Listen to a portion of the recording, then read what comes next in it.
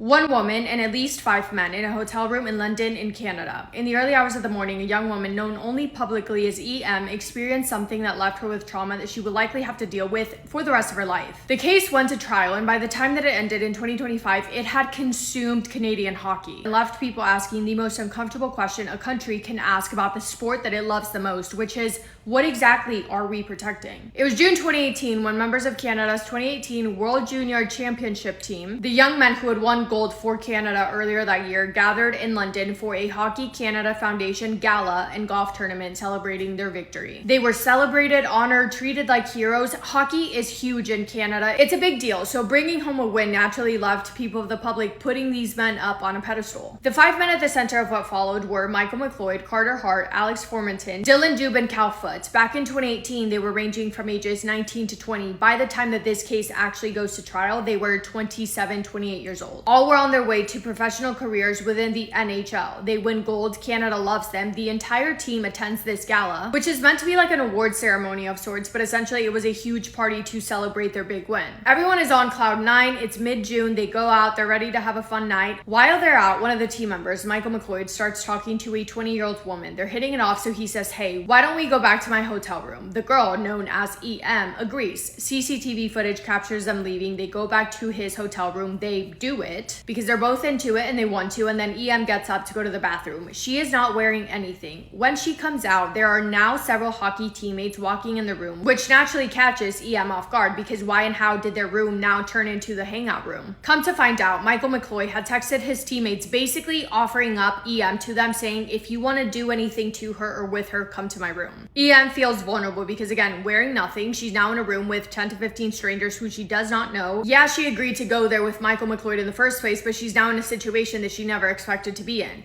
When EM returns home later that night, her mom can tell that something isn't right. EM has been crying, and I assume that she looks very clearly upset, to the point that her mom asks her what happened, and all EM can say at that point is, "It's all my fault, it's all my fault." So her mom, in her gut, although EM has not told her the full story, makes the decision to call authorities to say, something's happened to my daughter. She was in this hotel room with all of these guys. She's not okay. Something happened, and we need to figure out what it was. It's hard for her to talk about, but eventually EM opens up and tells authorities what happened in that room. She says what I already told you about voluntarily going there with Michael McLeod, engaging in intimate activities with him, but then she says that the rest of the team members unexpectedly showed up, and then the entire environment in that room changed. EM says that she was scared. She was also not in the right state of mind because she had previously been out that night with friends, but she says that the men then took control over the situation and forced her to do things, certain things to them and for them that she did not feel comfortable doing. But out of fear, EM felt like the only safe option was to do what they wanted.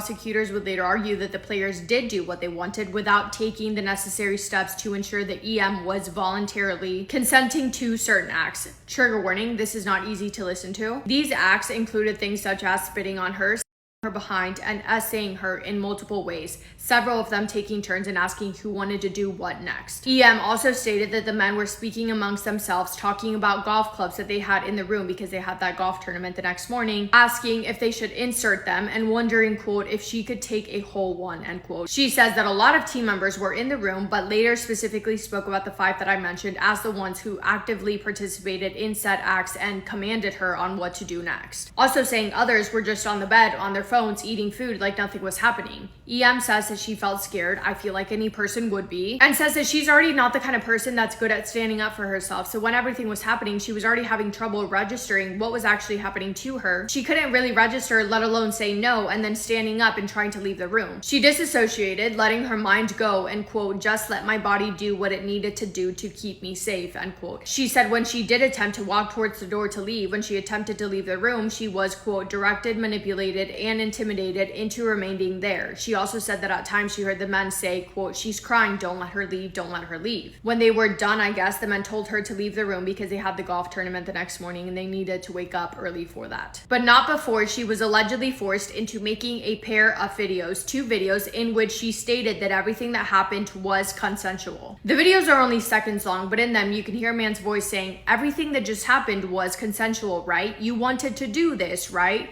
She says yes, and then the video cuts off. Absolutely terrifying and so disturbing, because if you are going to argue that what you did was consensual, which is what they would go on to argue, Why did you take that video to begin with? That's weird behavior, because if you do something with a person that wants to do the same thing, you are not then going to pull out your phone, put their camera in front of their face and say, hey, you wanted to do this, right? Say that you wanted it, because why on earth would you need that? That in itself, in my opinion, says that you knew that what you were doing was wrong, because at the very least, you were not sure. If you felt the need to ask for confirmation, then you were not sure, and that in itself should have been your answer. And the fact that there were so many people inside of that room and not one person said, hey, this is messed up, let's stop. Not a single person. Insanity, but it gets worse. So, EM and her mom report this to authorities back in 2018, which prompts 2 investigations to be opened. A local police investigation into the group SA and one with Hockey Canada. EM's mom's boyfriend at the time had also called Hockey Canada's HR department himself to report the alleged SA that occurred. Former Hockey Canada CEO Tom Rennie, as well as the president Scott Smith, later said that they learned about what happened when they arrived back home from the gala. So, some teammates are interviewed. Alex Formanton, one who EM claimed that he took her to the bathroom specifically to do things just the 2 of them away from the group, says in his interview,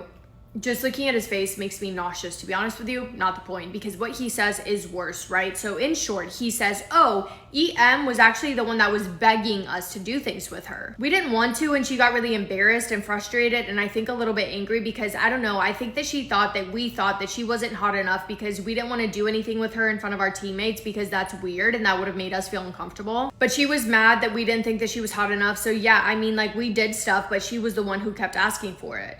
Michael McLeod, the guy who EM did agree to go back to the hotel room, says, yeah, this was all her idea. She was the one that told me to invite all of my teammates into the room. She said that it was a fantasy that she had or something. He also said that he texted his teammates to come to his room because he had food. That's all he says, that he texts them, hey, I ordered food. If you want to come eat, come to my room. Which is a straight up lie, because what he actually texts his roommates is, quote, who wants to be in a 3-way, quick, 209, Mikey. I'm not exaggerating, that's what they said. And then in early 2019, police closed the investigation, and in 2020, Hockey Canada closed their investigation. No charges, no arrest, no anything. Michael shows the videos that he had of EM saying that she did give consent, and authorities literally said, oh, so she did want this to happen. Case closed, nothing to see here. EM was devastated. She felt so defeated. I cannot imagine what she felt when the investigations were closed. This is a quote from later on, but quote, she's never really experienced not being believed like this before. She agreed to do everything asked of her by the criminal justice system. She spoke to the police whenever requested. She reviewed her evidence. She prepared her testimony. She answered every question. She spoke with intelligence and from the heart, yet it was still not enough. So then we get to 2022. EM files a statement of claim seeking $3.5 million in damages from Hockey Canada, the Canadian Hockey League, and 8 players, quote, including but not limited to members of the Canada's men's junior hockey team from the 2018 World Junior team, end quote. She files it, and then Hockey Canada quietly settles. They reach an out-of-court settlement with EM for an undisclosed amount. Mind you, this is not public knowledge yet. Everything that has happened without it being reported on in the news. The public has no knowledge of it yet.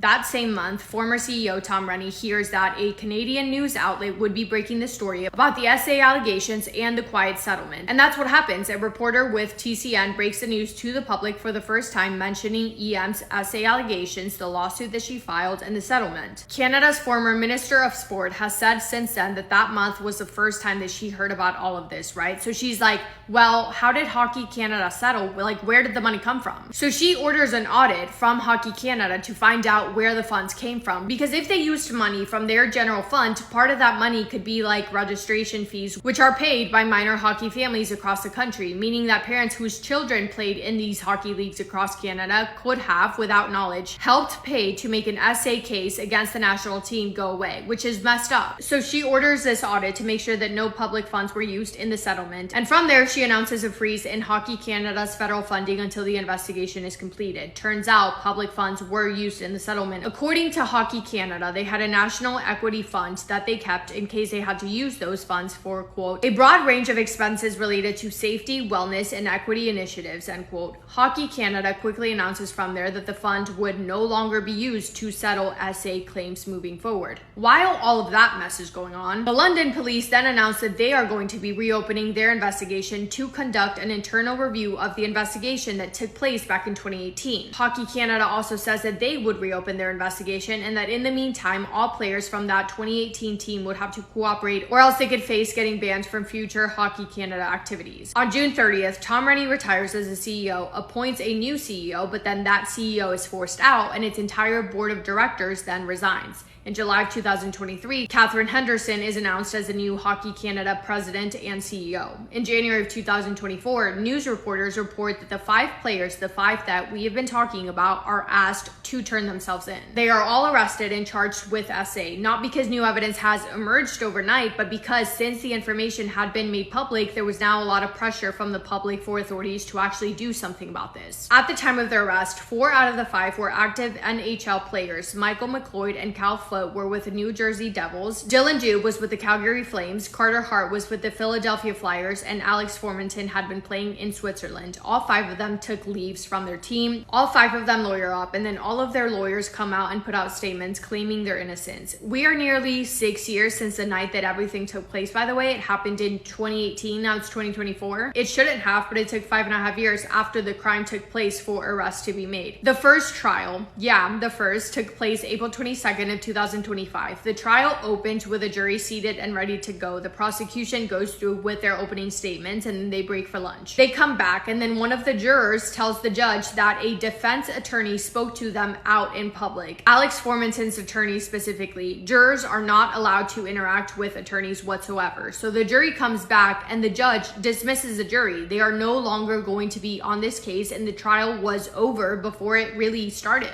A second jury was seated shortly thereafter. EM testifies for 2 days, then she gets cross-examined for 7 days. So she is telling her story, everything that has happened to her, all of the awful things that she has been through. And then 4 weeks into the trial, a juror tells the judge that they feel uncomfortable because Alex Formenton's attorneys again keep looking at them and laughing at them in the courtroom. So then the second trial falls apart. The jury is dismissed and a new jury has to be found and selected. But then the defense attorney, so the attorneys defending the men, not the victims, say, hey, you know what? Let's not do this a third time. Let's not have a jury. Let's just have a trial, no jury, in which you, the judge, and the judge only decides the verdict. Their argument was that opening statements had already been heard, that the victim, EM, had already spoken, and that she shouldn't have to go through everything again. And the judge says, okay, sure, no jury. I will be the only one to decide the verdict. A lot of people have strong opinions about that because they think that the defense attorneys could have potentially allegedly wanted this the entire time, to have a trial with only the judge, no jury, allegedly. But then the third trial begins with no jury. This is now into May of 2025. The judge hears testimonies from multiple witnesses and examines surveillance footage, text messages, and competing accounts of the night of June 19th, 2018. Some of the text messages include messages from a group chat from back in 2018 with 11 teammates. This group chat was created about a week after the crime took place. A teammate by the name of Jake Bean says, quote, no boys, like we don't have to make anything up. No one did anything wrong. We just went to that room to eat. The girl came.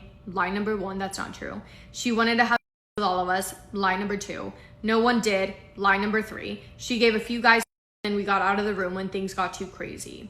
Dylan Dube, who was the captain at the time, says that he doesn't think that they're going to get in trouble for anything that they did. Michael McLeod then says, quote, we all need to say the same thing if we get interviewed. Can't have different stories or make anything up, end quote. The trial continues. Prosecutors obviously building up their case around EM's account of that night, from everything that she remembered and from everything that she had reported back in 2018. But the defense's tactic was to make her sound not credible, arguing that her recollection of events was inconsistent and unreliable. Mind you, this trial is taking place 7 years after that night. So yeah, it makes sense that no one's memories would be as fresh as it would have been should the trial have happened sooner. But the defense uses that to their advantage, breaking down anything that they could to say, look, EM said that this happened when in reality, this is what happened. And in the small details that they could prove to be inconsistent with either CCTV footage or text messages, it sucks and it's terrible, but it did make the judge question whether everything that EM was alleging was true or not. One of the most significant pieces of evidence was the surveillance camera footage showing Michael McLeod leaving that night with EM.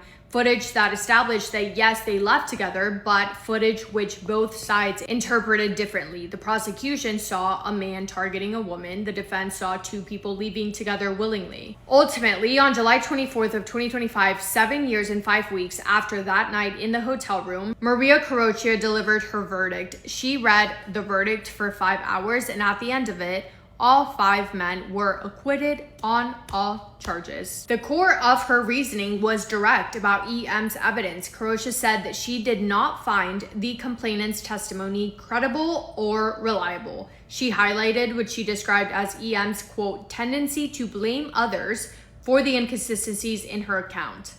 And just like that, all 5 men free to walk. If you're from Canada, I need to hear your thoughts about this. Yeah, I have no words. That's it from me today. Please let me know if you have heard about this case. Also, please let me know if you've seen any documentaries on this. I obviously was reading through a lot of news articles and watching videos on it, but I didn't look up if there's a documentary. I feel like there should be. But yeah, thank you for spending time with me today and for listening to EM's story. I hope you guys are having the best day. If not, go do something to make it the best day. Make somebody happy, and I will see you in my next video. Massive kiss on the forehead to every single one of you.